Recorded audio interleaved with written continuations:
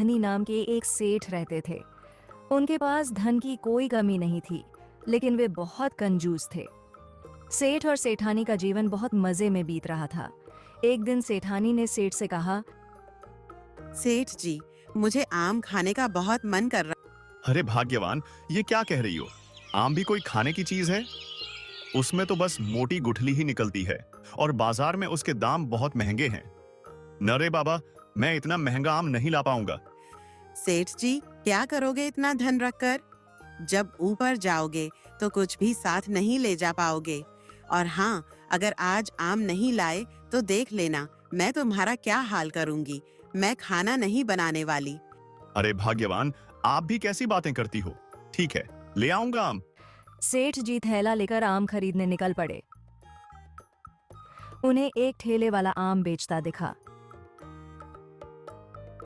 अरे भाई, ये आम कैसे दिए? सेठ जी, आपको तो पता है ये आम का सीजन है, इसलिए आम बहुत महंगे हैं, पूरे 7 रुपए किलो। लेकिन हाँ, मीठे बहुत हैं, एक बार खाओगे तो बार बार आओगे। अरे नहीं भाई, तुम बहुत ज्यादा दाम बता रहे हो। जहां से तुम लाते हो वहां इतना महंगा तो नहीं मिलता होगा। तो आप ऐसा करो, थोक विक्रेता के पास चले जाओ। यहाँ से 5 किलोमीटर दूर उसकी दुकान है, वहां आपको सस्ते में मिल जाएगा। सेठ एक नंबर के कंजूस थे। वे अपना थैला लेकर थोक विक्रेता के पास चल दिए। पूरे 5 किलोमीटर चलने के बाद वे दुकान पर पहुंचे। अरे भाई, ये आम कैसे बेच रहे हो? सेठ जी, 5 रुपए किलो है आम, लेकिन हाँ, इससे मीठा आम आपको कहीं नहीं मिलेगा। अरे भाई, तुम तो बहुत ज्यादा बता रहे हो, तुम तो ठग रहे हो। जहां से तुम आम लाते हो वहां इतनी महंगी थोड़ी मिलती होगी। सेठ जी, मैं तो जंगल जाकर आम के पेड़ों से तोड़ कर लाता हूँ, वहां से जाकर ले लो। सेठ जी को यह बात जच गई। जब मुफ्त में कोई चीज मिल रही हो तो फिर पैसे खर्च करने का क्या फायदा। सेठ जी आम के पेड़ की खोज में जंगल की तरफ निकल पड़े। उन्हें चलते चलते जंगल में एक आम का पेड़ मिल गया। अरे रे, ये तो बहुत बड़े बड़े पेड़ हैं। मैं ये आम कैसे तोड़ूंगा? अगर आम नहीं ले गया तो सेठानी खाना नहीं बनाएगी।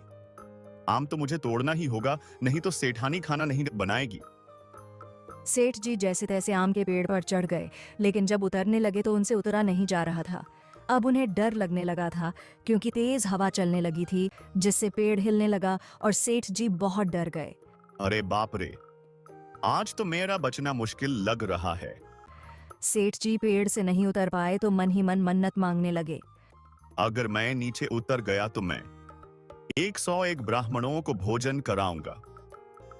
मन्नत मांगने से सेठ जी का आत्मबल बढ़ गया और अब हवा चलनी भी बंद हो गई थी। सेठ ने जैसे तैसे हिम्मत की और आधे पेड़ तक उतर कर आ गए और सोचने लगे, अरे मैंने बिना मतलब के 101 ब्राह्मणों के भोजन के लिए मन्नत मांग ली, लेकिन अब मैं पेड़ के आधी दूरी तक तो आ ही गया हूं। सेठ ने नीचे देखा तो उन्हें फिर से डर लगने लगा। अगर मैं पेड़ से नीचे उतर गया तो 101 नहीं तो कम से कम 51 ब्राह्मणों को भोजन तो करा ही दूंगा। इतना बोलते बोलते सेठ जैसे तैसे करके नीचे उतर गए और बोले, अरे नहीं, मैं 51 ब्राह्मणों को भोजन तो नहीं करा सकता। अगर मैं चाहता तो बिना मन्नत मांगे ही उतर जाता, लेकिन चलो, अब मैंने कह दिया है तो एक ब्राह्मण को भोजन तो करा ही सकता हूँ। सेठ एक नंबर के कंजूस थे। वे घर पहुंचे और अपनी पत्नी को आम दिया और फिर ऐसे ब्राह्मण की खोज में निकल गए जो सबसे कम खाना खाता हो। सेठ जी को बहुत ढूंढने के बाद भी कोई बहुत कम खाने वाला ब्राह्मण नहीं मिल रहा था। कई लोगों से पूछने के बाद आखिर सेठ जी को एक कम खाना खाने वाला ब्राह्मण मिल ही गया। सेठ जी उस ब्राह्मण के घर पहुंचे और कहने लगे, मुझे एक ब्राह्मण की दावत करनी है, मैं इसलिए आया हूँ। जी ठीक है, मुझे आपका निमंत्रण स्वीकार है। ब्राह्मण देवता, आप कितना खा लेते हैं? ब्राह्मण समझ गए कि सेठ एक नंबर के कंजूस हैं, इसलिए ऐसा सवाल पूछ रहे हैं। लेकिन अगर सेठ एक नंबर का कंजूस था तो ब्राह्मण भी एक नंबर का चाणक्य दिमाग वाला था। सेठ जी, मैं तो मुश्किल से 2 पूड़ियां ही खा पाता हूँ। इतना सुनकर सेठ जी की खुशी का ठिकाना नहीं रहा। उन्हें लगा कि बस ये ब्राह्मण बिल्कुल सही रहेगा और तुरंत बोल पड़े, देखिए पंडित जी, मैं 9 बजे दुकान पर चला जाता हूँ, आप उससे पहले आकर भोजन कर लीजिएगा। पंडित जी राजी हो गए। सेठ जी घर आ गए और सुबह पंडित जी के लिए खाना बनवाकर उनका इंतजार करने लगे। लेकिन देखते ही देखते 9 बज गए, फिर धीरे धीरे 10 बज गए और आखिरकार सेठ जी थक हार कर सेठानी से कहने लगे, ओ सेठानी, मैं तो जा रहा हूँ दुकान पर। मेरे पीछे अगर पंडित जी आए तो उन्हें भोजन खिला देना और पूरे 1 रुपया दक्षिणा भी दे देना। सेठ दुकान चले गए और कुछ ही देर बाद पंडित जी सेठ के जाने के बाद आए। इतने में ही पंडित जी रो पड़े। पंडित जी को रोता देख सेठानी बोली, क्या हुआ पंडित जी, आप रो क्यों रहे हैं? क्या बताएं सेठानी, इसी तरह से तुम्हारी देवी जैसी सासू माँ की याद आ गई। वह जब भी हमें निमंत्रण के लिए बुलाती थी तो हाथ पैर धुलवाते समय हमें 101 रुपए देकर हमारे पांव छूकर आशीर्वाद लेती थी। इतना सुनते ही सेठानी भावुक हो गई। अरे पंडित जी, सासू माँ नहीं है तो क्या हुआ? पंडित जी, मैं तो हूँ ना। सेठानी ने 101 रुपए लाकर पंडित जी को दे दिए। इसके बाद सेठानी ने पंडित जी के लिए बढ़िया सा भोजन बनाया और पंडित जी ने पेट भरकर भोजन किया। पंडित भोजन करने के बाद फिर फूट फूट कर रोने लगे। अब क्या हो गया पंडित जी, आप फिर से क्यों रोने लगे? क्या बताऊं सेठानी जी, आपकी लक्ष्मी स्वरूप सासू माँ जब जिंदा थी तो वह मुझे भोजन कराने के बाद भी 1010 रुपए और चावल आटे का दान करती थी। बस उन्हीं की याद आ गई, पर वह सब पुरानी बातें हैं। चलिए सेठानी जी, अब मैं चलता हूँ। पंडित जी, आप चिंता मत कीजिए। अभी तक जैसा होता आया है अब भी वैसा ही होगा। मैं आपके लिए सारा दान का सामान ले आती हूँ। पंडित जी सारा सामान लेकर घर लौट गए। शाम के समय जब सेठ जी घर आए तो सेठानी से पूछा, क्या हुआ भाग्यवान, पंडित जी आए थे, तुमने उन्हें भोजन कराया कि नहीं? मैंने उन्हें भोजन तो अच्छे से करा दिया, लेकिन वह बार बार रो रहे थे। पंडित जी को सासू माँ की याद आ रही। क्या मतलब सासू माँ की याद आ रही थी? बताओ तो सही। पंडित जी कह रहे थे कि जब सासू माँ जीवित थीं, तो जब भी उन्हें भोजन कराती थीं, वे उनके हाथ पैर धुलवाते समय उन्हें 101 रुपए भी देती थीं और आशीर्वाद लेती थीं। मैंने भी वही किया। हाँ, और उसके बाद पंडित जी को सासू माँ की याद फिर से आ गई। जब वे भोजन कर रहे थे, कहने लगे कि सासू माँ भोजन के बाद भी 1010 रुपए और चावल आटे का दान करती थीं। मुझे लगा हमें उनकी कमी नहीं खलनी चाहिए, इसलिए मैंने भी वैसे ही दान दक्षिणा दे दी। सेठ यह सुनकर चौंक गए और बोले, तुमने 101 रुपए दे दिए? सेठ का खून खौल उठा। उन्होंने गुस्से में लाठी उठाई और पंडित के घर की ओर चल दिए। इधर पंडित जी बहुत चालाक थे। उन्हें पहले ही पता था कि कंजूस सेठ को ये सब पता चलेगा तो वह शांत नहीं बैठने वाला, इसीलिए उन्होंने पहले से ही योजना बना रखी थी। सुनो पंडितानी, उस कंजूस सेठ का माल ऐसे ही नहीं पच पाएगा। वो नंबर 8 का कंजूस है। इसके लिए तुम्हें एक काम करना होगा। बताइए, मुझे क्या करना होगा? जैसे ही सेठ जी घर पर आए तुम मुझे एक सफेद कफन ओढ़ा देना और जोर जोर से रोना जैसे कि मैं मर गया हूँ। जैसे ही सेठ जी पंडित जी के घर पहुंचे, पंडितानी जोर जोर से रोने लगी। पंडित जी हमें छोड़कर कहाँ चले गए? अब हमारा क्या होगा? हमें भी साथ क्यों नहीं ले गए? सेठ यह सुनकर बहुत घबरा गया। अरे क्या हुआ पंडित जी को? सुबह तो अच्छे भले थे, लेकिन जब से सेठ जी के घर से दावत करके आए हैं, तब से उल्टी दस्त हो रही थी और अब तो हमें छोड़कर ही चले गए। मेरे पास इनके दाह संस्कार के भी पैसे नहीं हैं। सेठ यह सुनकर बहुत घबरा गया। अब मेरा क्या होगा? ये लो कुछ रुपए, आप इनका जल्दी से दाह संस्कार करवा लीजिए। बाकी जरूरत का सामान मैं घर पहुंचा दूंगा। आप बिल्कुल भी परेशान मत होना। डर के मारे सेठ जी ने पैसों के साथ साथ 5 महीने का राशन भी पंडितानी के घर भिजवा दिया। इसी तरह 5 महीने बीत गए और सेठ जी का दिया हुआ राशन पानी खत्म हो गया। अब पंडित जी ने फिर से कोई नई चाल चलने की सोची।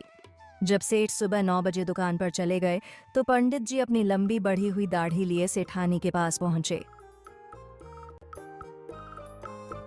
अरे पंडित जी, आप तो मर गए थे, फिर आप यहाँ कैसे? हाँ सेठानी जी, मैं मर गया था। मैं सीधे स्वर्ग से ही आ रहा हूँ। आपको दिख नहीं रहा मेरी दाढ़ी कितनी बढ़ गई है?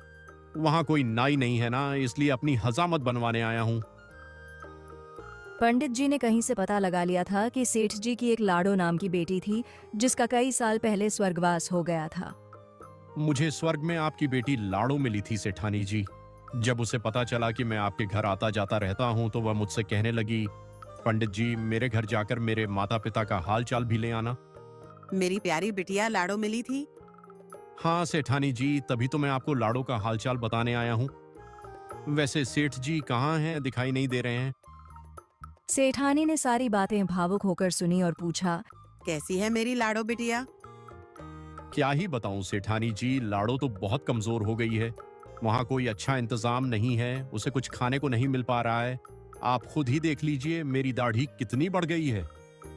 वाह पंडित जी, आपने बहुत अच्छा किया जो मेरी लाडो का समाचार लेकर आए। देखिए सेठानी जी, अब मैं कुछ देर में वापस स्वर्ग जाने वाला हूँ। आपको जो भी लाड़ो को देना हो वह मुझे दे दीजिए, मैं जाकर लाड़ो को दे दूंगा। अब सेठानी ने बहुत सारा सामान बांधकर पंडित जी को दे दिया और पंडित जी सारा सामान लेकर अपने घर लौट गए। शाम के समय सेठ जी जब घर आए तो सेठानी ने उन्हें कुछ नहीं बताया। उधर सेठानी का दिया राशन पंडित जी ने 2 महीने चला दिया और जब राशन खत्म हो गया तो पंडित जी फिर से सेठानी के पास चल दिए। सेठानी ने पंडित जी को देखा और खुश होकर बोली, क्या हाल चाल है पंडित जी? हाल चाल बहुत बढ़िया है सेठानी जी। अब तो आपकी बेटी लाड़ो तंदुरुस्त हो गई है। आपका दिया हुआ सामान देखकर बहुत खुश हो गई थी। और आप नानी बन गई हैं। आपकी बेटी लाड़ो को लड़का हुआ है। अब तो सेठानी की खुशी का ठिकाना नहीं रहा। अच्छा, हाँ हाँ, आपकी बेटी ने बोला था कि मेरी अम्मा से कह देना कि लड़के के लिए कुछ कपड़े और कुछ सामान भेज दें। और हाँ, उसने दावत का भी इंतजाम किया है, तो राशन भी लगेगा थोड़ा। सेठानी ने पंडित जी के कहे अनुसार जरूरत का सारा सामान पंडित जी को दे दिया और बोली, पंडित जी मेरी लाडो को कह देना कि उसकी अम्मा उसे बहुत याद करती है। क्यों नहीं सेठानी जी, जरूर कह दूंगा। इतना कहकर पंडित जी वहां से निकल गए। तभी अचानक इसी काम से सेठ जी घर पर आ गए और देखा कि सेठानी घर के बाहर खड़ी हैं। क्या हुआ? यहाँ पर क्यों खड़ी हो? कोई आया था क्या? अरे सेठ जी, स्वर्ग से पंडित जी आए थे। बता रहे थे कि हमारी लाडो को लड़का हुआ है और तुम नाना बन गए हो। अरे तुम्हारा दिमाग तो नहीं खराब हो गया? पंडित जी ने जो कहा तुमने सच मान लिया? कितनी मूर्ख हो तुम। कहीं वह तुम्हें ठग तो नहीं ले गया? मैंने कुछ ज्यादा सामान नहीं दिया सेठ जी, बस लाडो की बेटी के लिए सोने की चेन, कपड़े, चावल, आटा और यही कोई 2 महीने का राशन दिया है। अब तो सेठ जी सन्न रह गए। वह अपनी मूर्ख बीवी और पंडित जी का गुस्सा लेकर पंडित जी के घर पहुंचे। पंडित जी मुझे माफ कर दो। मैं आज के बाद कभी किसी पंडित से यह नहीं पूछूंगा कि वह कितना खाता है। ठीक है, मैं तुम्हें माफ कर देता हूँ, लेकिन मुझे महीने में 2 बार तुम्हारे घर भोजन करना होगा और दक्षिणा भी देनी होगी। अगर ऐसा नहीं करोगे तो तुम्हारे साथ ऐसा ही होता रहेगा। ठीक है पंडित जी, मैं ऐसा ही करूंगा। लेकिन आप मेरे साथ ऐसी ठगी करना छोड़ दीजिए। ठीक है सेठ जी, तब आप चैन से रहिए।